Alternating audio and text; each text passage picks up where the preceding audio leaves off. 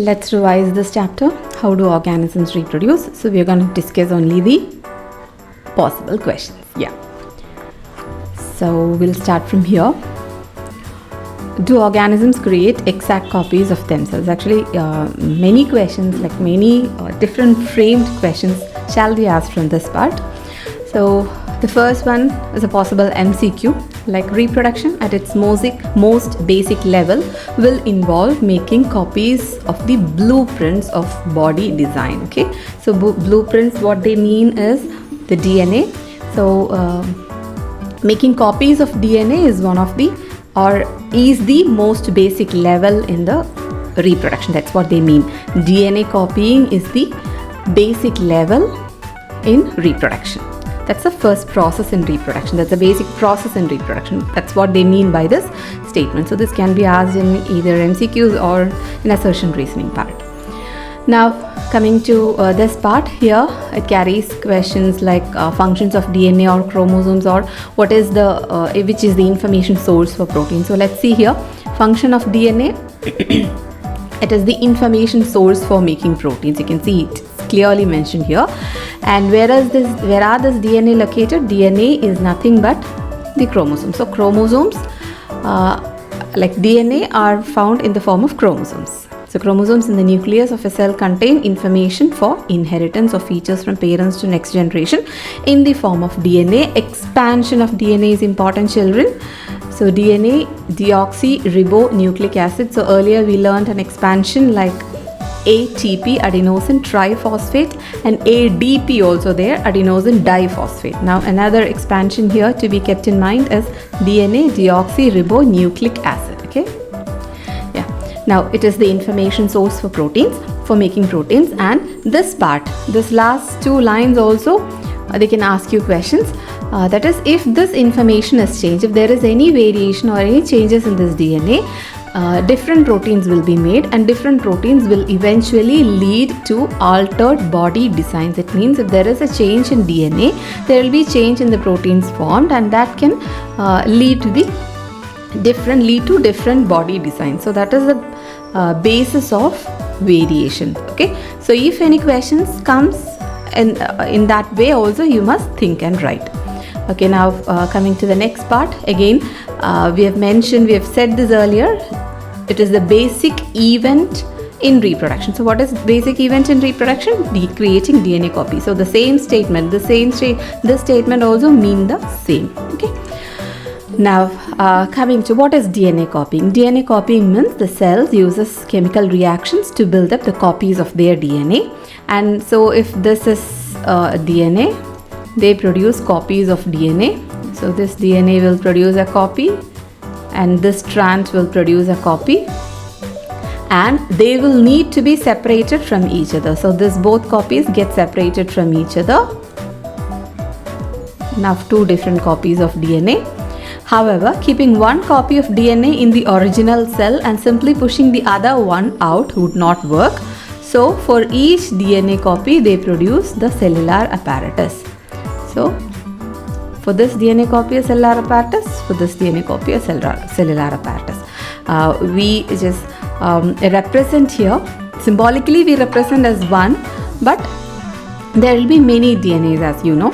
So we symbolically represent with one. So keeping one DNA in the cell and simply pushing the other one out would not work, because the copy pushed out would not have any organized cellular structure for maintaining life processes. Therefore, DNA copying is accompanied by the creation of additional cellular apparatus, and then the DNA copy separates with its own cellular apparatus. So for each DNA copy, there should be separate cellular apparatus with all the, so if this is nucleus, then all other cellular apparatus will be developing. And so that now two different separate individual cells will be formed. Okay, so that's how DNA copying works. Effectively, a cell divides into two, giving rise to two new cells. So question, so this part you have to understand what it is. What is DNA copying? Why is it important? How does this copying of DNA works? And what is the significance of making copy of DNA? Because only if a copy of DNA is produced, we can make a new copy for the synthesis of that protein, right? So only if that protein is produced, that body design will be created. So for that we need an entire DNA copy. So a DNA copy is produced so that the same copy of protein is produced so that the same individual is developed. Likewise, DNA copying is very important for reproduction. So questions can be asked in different ways. Different frames of questions shall be made from this part. You must understand what it is, okay, and answer accordingly.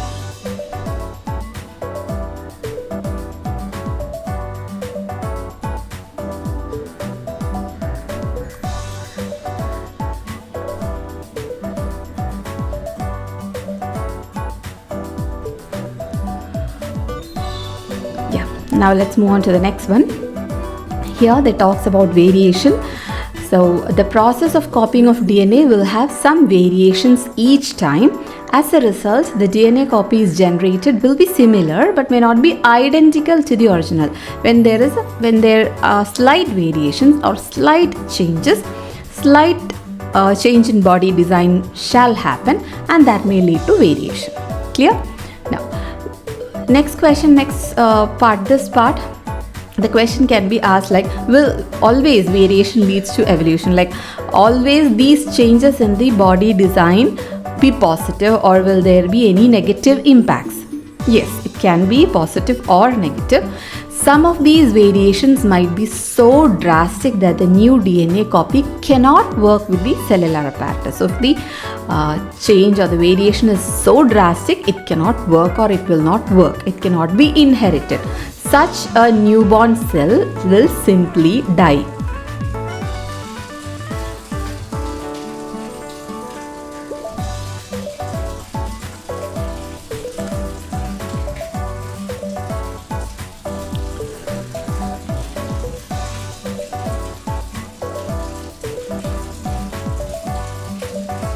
Such a newborn cell will simply die.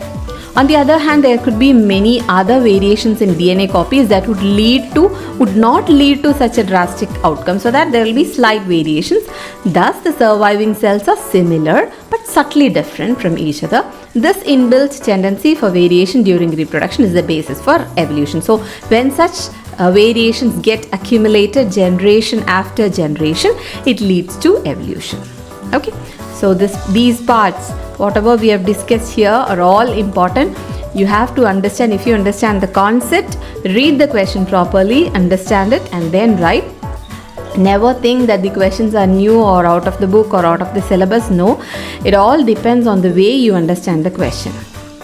Now coming to importance of variation. So this part, well-defined places or niches. So this can be asked in MCQs, and few sample questions it was there. Then there are chances to get these niches can change. Okay, so factors that may affect the niches. Temperatures on Earth can go up or down. Water levels can vary, or there could be meteorite hits.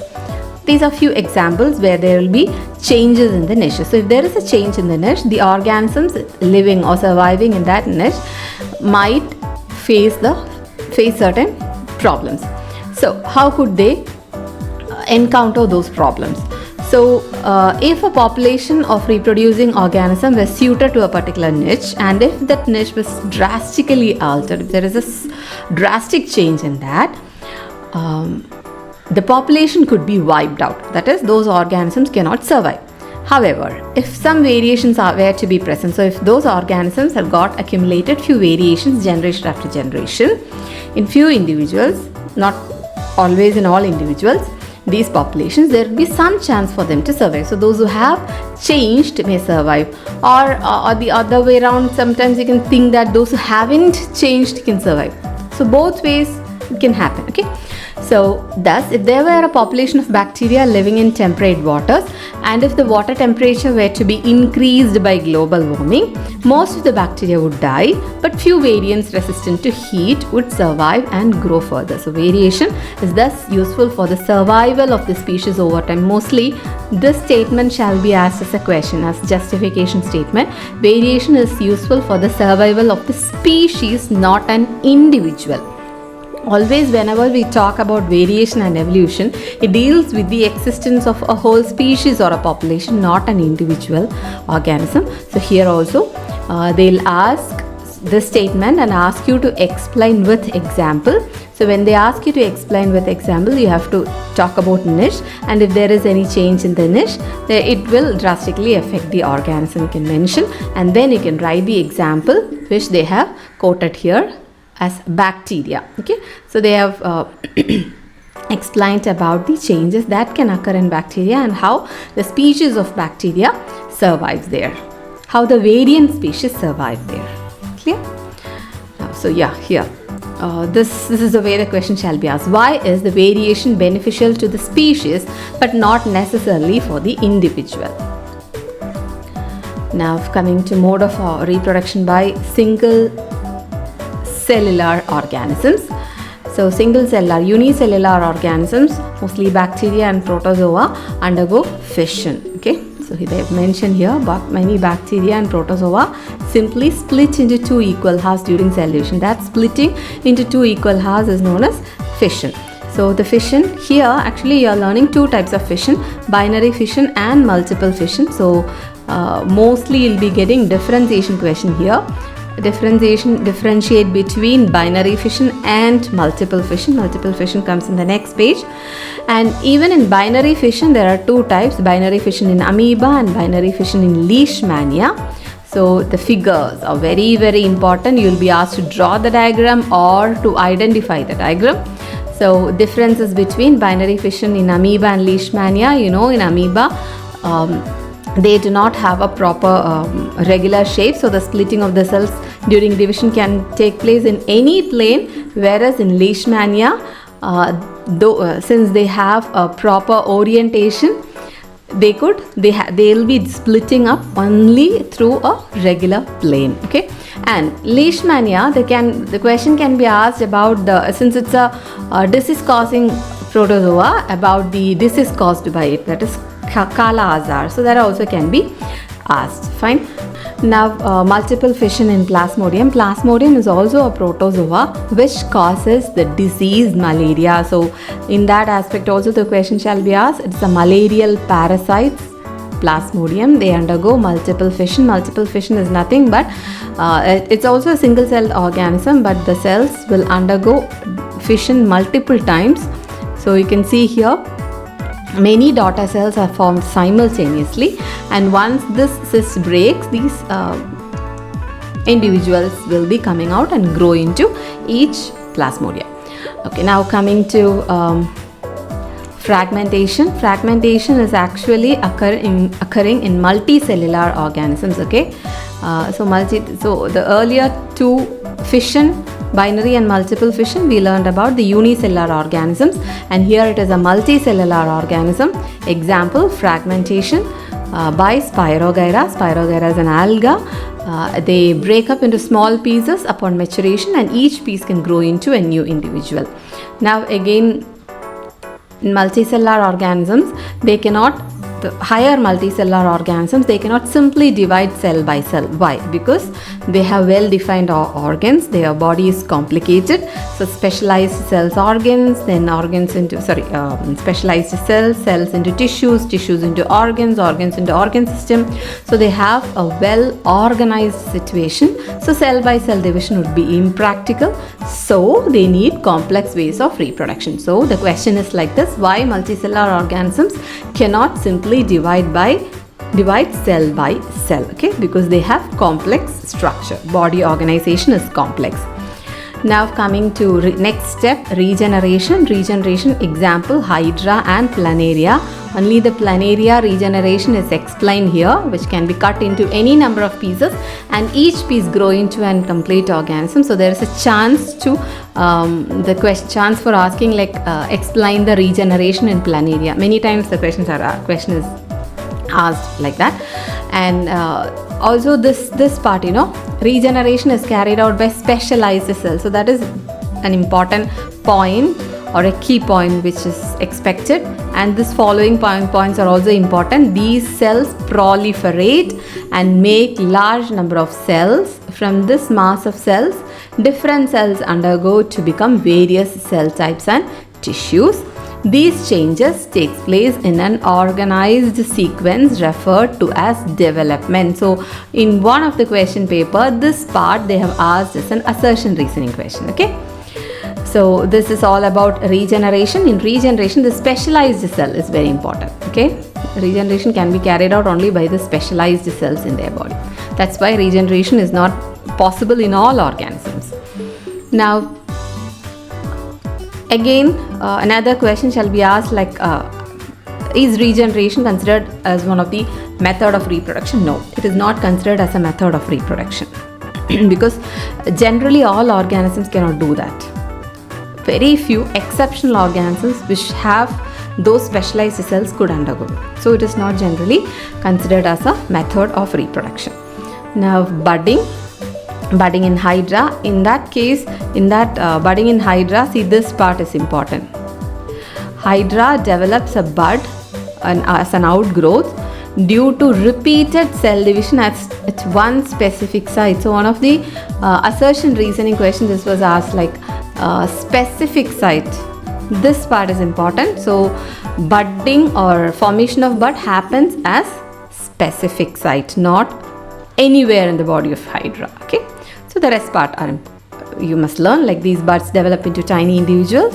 When they fully mature, they detach from the parent body and become a new independent individual. So all the cases, see, remember children, all diagram, each and every diagram of this chapter is important. Each and every diagram is important. Either you'll be asked to draw, or you'll be asked to identify it, or you'll be asked to label or write the functions of the labelings, or one or the other way. Each and every diagram of this chapter is important.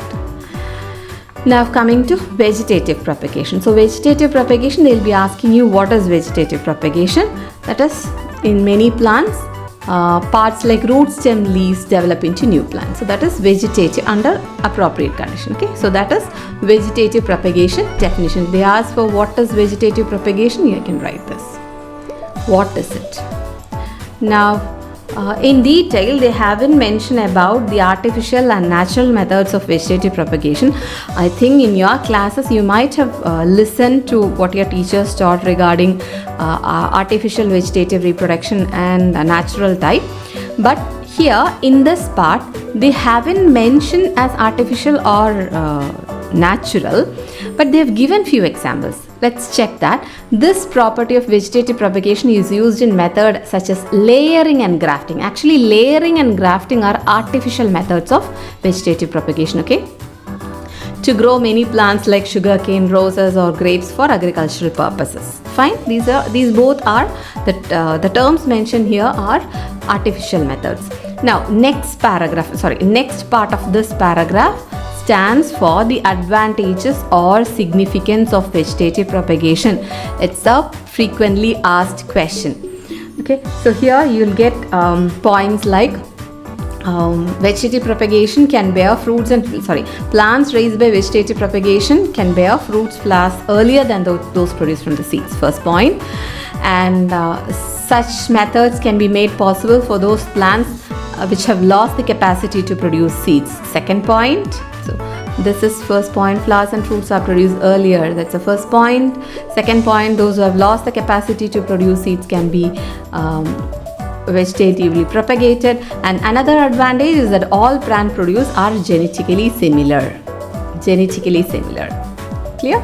So these are the three advantages. Now this one, vegetative propagation is possible in banana, orange, rose and jasmine. Keep that in your mind. Can be asked as an example, maybe as an identification. Fine. Now coming to vegetative propagation by natural method, one of the example given here is bryophyllum. Bryophyllum vegetative propagation with the help of leaves. When the leaves falls down in the soil, the notch, these bend produce as buds, and those buds grow into new individual. Okay, so this diagram can be asked not to draw. They'll be giving you the diagram and ask you to identify what it stands for. So this term bryophyllum is important. Okay, or which type of vegetative propagation it is? Actually, it is propagation by leaf. Now tissue culture, most of the time they won't ask you directly as a tissue culture. They'll be asking as either micropropagation or laboratory method. That's actually, it is an in vitro method which is carried out in the lab conditions. Okay, here we remove tissue. So how it is carried out, the process they talk first. In tissue culture, new plants are grown by removing tissue or separating cells from the growing tip of a plant, and these cells are placed in an artificial medium where they divide rapidly to form a small group of cells or callus. This is an important MCQ, remember, frequently asked MCQ about callus. Now callus is a small group of undifferentiated mass of cell. Now this callus is then transferred to another medium containing hormones, and then they start differentiating, like root system and shoot system will start differentiating from the callus. And once it gets differentiated into small plantlets, these plantlets are transferred into the soil so that they can grow into mature plants. So this is how tissue culture or micropropagation is carried out. Now next two sentences talks about the advantages or significance of tissue culture. Using tissue culture, many plants can be grown from one parent in disease-free condition. So the question will be asked like this. So which method is followed to propagate plants in disease-free condition? Tissue culture. So this technique is commonly used for ornamental plants. There are quite a lot of advantages, but here you are going through or you are learning only one, so the question will be asked based on that. Okay, now coming to spore formation, as I said, the diagram is very, very important. You'll get question as to explain the spore formation method in fungus or in rhizopus or in bread mold. Rhizopus is a fungus. It is commonly known as bread mold. So in either of the names they ask, you should know that this is the spore formation is the method. And here the split up questions, let's see. Here they ask about the reproductive and non-reproductive part. So reproductive part is actually the hypha. So this whole tuft is mycelium and this hypha. Hypha is the reproductive part. And this one is sporangia, this upper part, this blob-like thing, it's called sporangia. They've said like blob on a stick. And these blobs are called as sporangia, and the sporangia carry spores, and the spores, once when it dehisces, the spores are released out, and spores fall on any substratum, and when it reaches a suitable substratum, they grow into individuals. Okay, so reproductive and non-reproductive part, or they'll ask you to explain the structure of it. And then finally the last last three lines, they talk about the advantage of spore formation, because the spores are covered with thick walls that protect them until they come into contact with another moist surface. So they'll be existing in this atmosphere for a long time, and once when they get a suitable substratum or the moisture surface. So what is the suitable substratum they require? That is moist surface, and then they begin to grow. These all questions we have already spoken, like multiple fission, the differentiation, reproducing through spores. Then complex organisms cannot give rise to new individuals through regeneration. Yes, they cannot simply divide. They have complex organ systems in their body, so they cannot simply divide, and they do not have specialized cells too. Then vegetative propagation, why? So advantages you must write. They have asked, why is vegetative reproduction important or practiced? Then why is DNA copying an essential part? That also we have discussed. Now coming to sexual reproduction. So once when we come to sexual reproduction, you'll get questions, differentiate between sexual and asexual mode of reproduction. Such question you'll get. And the sexual mode of reproduction incorporates such a process of combining DNA from two different individuals during reproduction. So this is an advanced definition of sexual reproduction. Okay, it is usually we say that two parents, male and female parents, are involved. Okay, that's how we define sexual reproduction. So this is yet another way of defining sexual reproduction, like it incorporates or it includes such a process of combining DNA from two different individuals during reproduction. So I underline all these statements to make you familiar, to get you familiar with these statements. Okay, if you check any number of questions, any of the assertion reasoning the statement will be from the textbook. So once the children who are familiar with the textbook, no worries children, you will get it very soon. Then how is the number of chromosomes maintained in each generation? So here the key term is meiosis. So by undergoing meiosis, the number of chromosome is maintained. So that's why I highlighted the term meiosis. So if you are not writing the term meiosis, you may not be scored with marks. So here, to have special lineage of cells in specialized organs, in which it means that in gametes are the special lineage of cells, right? In sexual reproduction or sexually reproducing organisms, gametes are the special cells. And they have only half the number of chromosome and half the amount of DNA as compared to the other non-reproductive body cells. And how do they get this? They acquire this, or they achieve this by the process of meiosis. So once they get their number of DNA reduced to half, later when they fuse, the earlier number is maintained. That is, you might be knowing it, but still I could explain it. So male germ cell n number of chromosome, female germ cell again n number of chromosome, that is half the number. The normal body cells will have 2n. 2n is the normal number. Gametes get from the 2n, the gametes has got reduced into n because of meiosis, and when this n is fused again, the real number, original number is restored. In the next generation, again this 2n will be reduced to n, another 2n will be reduced to n, so this goes on. That's what they mention here, okay? The number of chromosome is maintained. Now, this is a less frequently asked question, but I felt it is important. Differentiate between male and female germ cells or gametes, like male gamete and female gamete. Male gamete is very small and female gamete is huge because they have stored food materials in it, and male gamete is quite small and they are motile. So their shape is designed for the function they perform. Male germ cell, they are shaped with, or they are, the structure is with tail, which make them motile because they have to move, whereas the female germ cell is huge and bulky, that carries the nutritive tissue because it is the place where the young ones grow, so they need the nutritive tissue. Okay, so this differentiation you must keep in mind. Now coming to sexual reproduction in flowering plants, quite a lot of questions can be asked from this part. The prominent one is the diagrammatic one. Okay, they'll give you the diagram, ask you to label the parts or to write the functions of the part label. So one or the other way this question shall be asked. So very, very important. Learn to draw the diagram. There is a chance you may get to draw the diagram. So you have to learn this diagram thoroughly. And here they talk about the male and the female reproductive parts.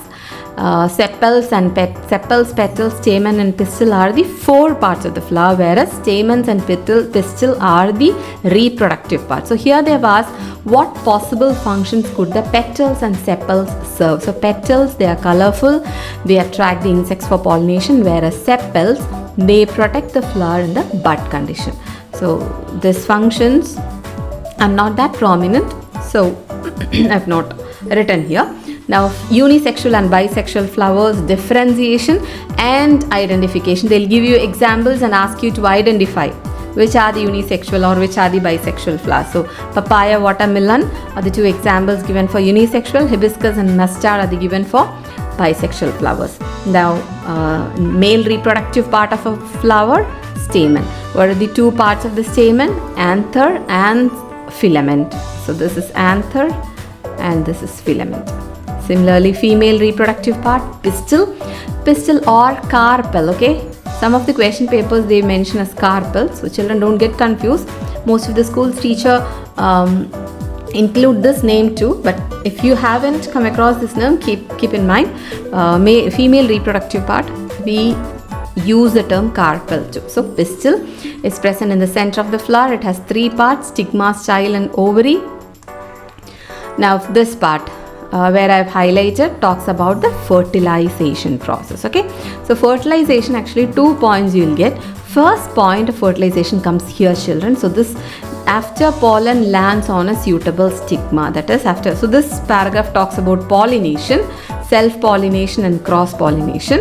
And after pollination, you have to write. So this is pollination. Pollination is the first process in the reproduction step. Next to pollination is fertilization. So when you talk about fertilization, this is the first point, okay? After pollen lands on a suitable stigma, it has to reach the female germ cell, which are in the ovary. For this, a tube grows out the pollen tube and travels through the style to reach the ovary. And then come to this point, the male germ cell produced by the pollen grain fuses with the female gamete present in the ovule. This fusion of germ cells of fertilization gives us a zygote, which is capable of growing into a new plant. So again, children, this diagram is very, very, very important diagram. You should know to draw this diagram. Very, very important. The matter is, you should know to realize, like identify which the question is asked either on this or this. When the question is asked about the flower, they immediately go for this diagram. So if it is only the longitudinal section of a flower, that is this one, and this diagram actually stands for the representation of the germination of pollen grain or fertilization. Mostly they talk about fertilization, okay children. They may not ask the question on this diagram as the germination of pollen. Mostly the question is asked as fertilization, to represent the fertilization. Diagrammatically represent the process of fertilization. You have to draw this diagram, label all the parts, learn all the parts to label. Now this paragraph, post fertilization changes. So many children, when the question is asked as post fertilization changes, they are confused, but they know the concept. They know that after fertilization what happens, but if the term post fertilization it is asked, they get confused. So post fertilization is nothing. After fertilization, what are the changes happen? So what are the changes happening? The zygote is dividing, right?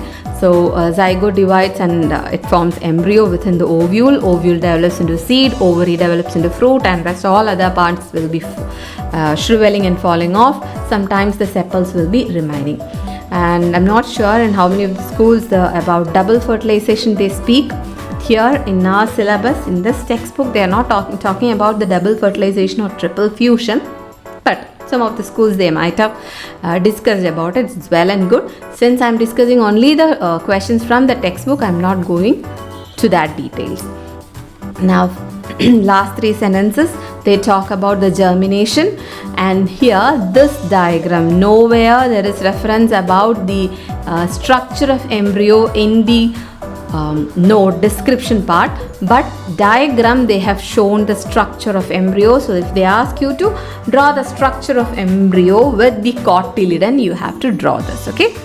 This is very important. So this cotyledon, look at the diagram, familiarize with the terms, and when the question asked on cotyledon, you should never think that nowhere in the description they speak about cotyledon. So what is that? No, it is clearly mentioned in the diagram.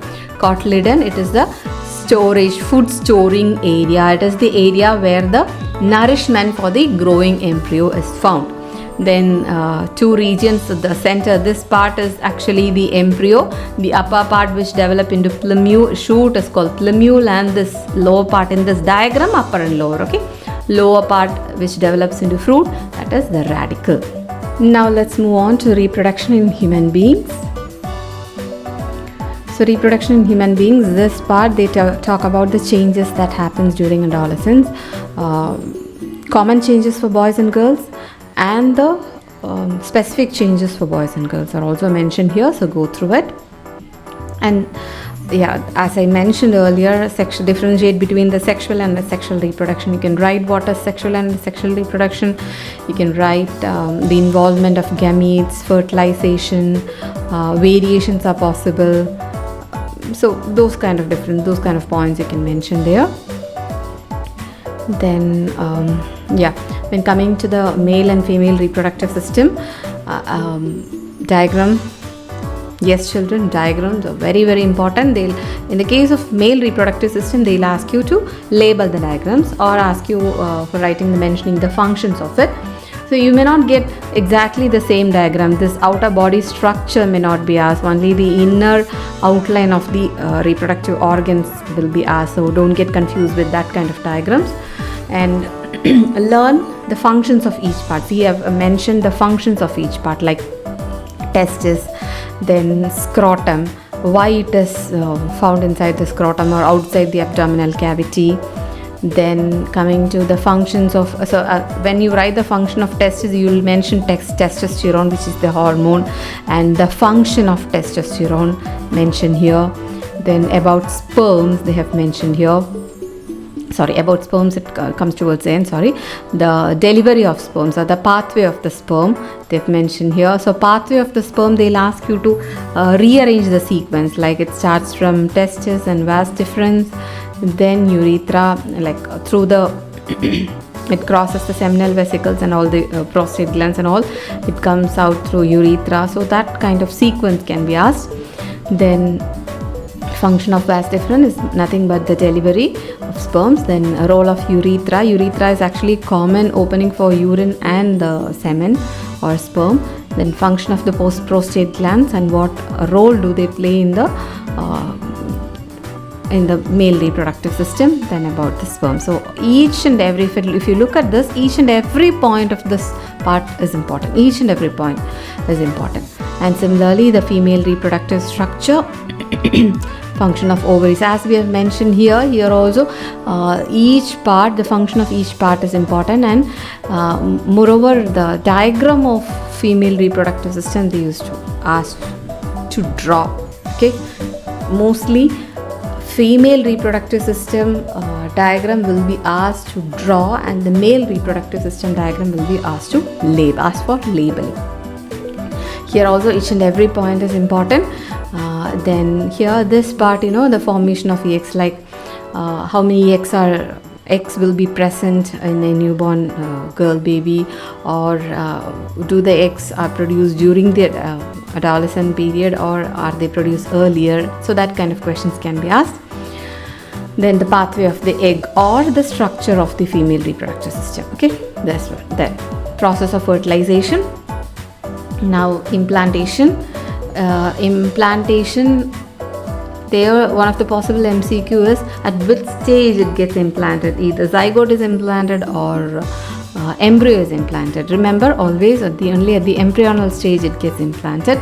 Then about the thickening of the lining of uterus, they used to ask, like how uterus gets prepared to receive the embryo.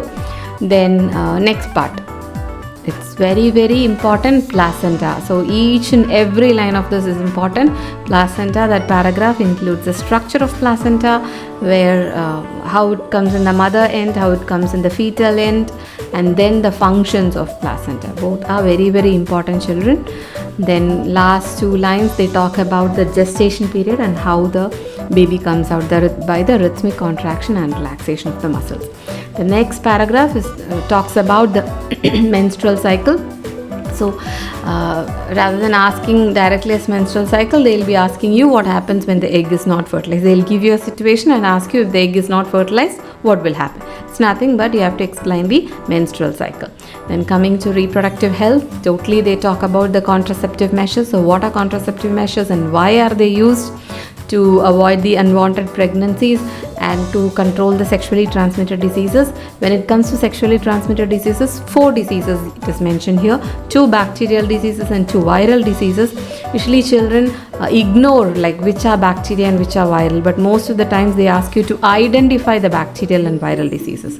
So bacterial diseases are gonorrhea and syphilis, and the viral infections are warts and HIV, AIDS. Okay.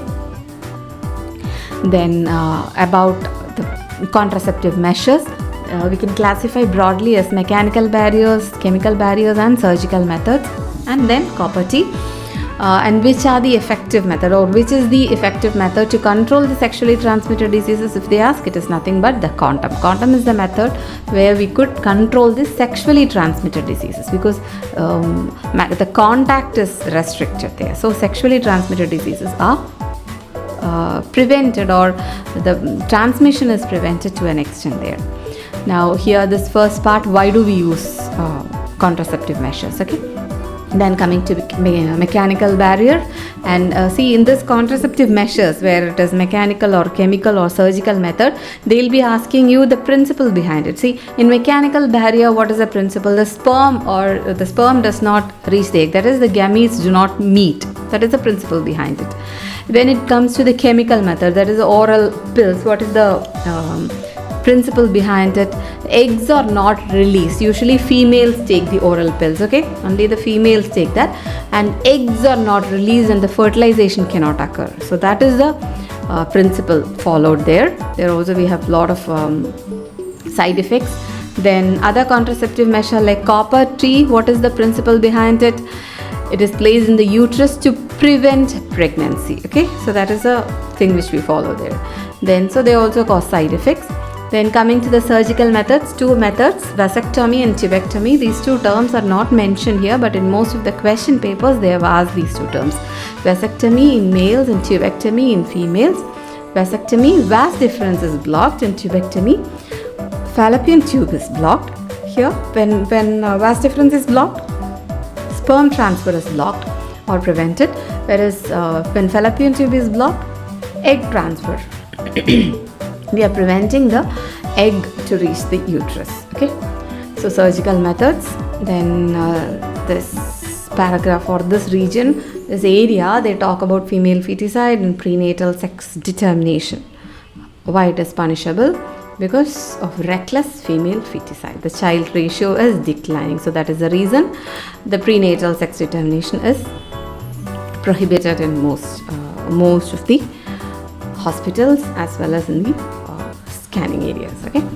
Then this paragraph, they talk about the population size, population explosion, and like what are the consequences of population explosion, and following these contraceptive measures, how can we stop it to an extent? Fine. So I hope, children, you have understood. You can go through it, learn it thoroughly.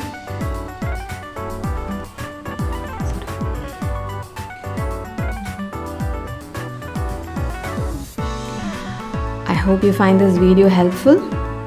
If any suggestions or any doubts, you can mention in the comment. We'll be back again with the next video, next chapter, heredity.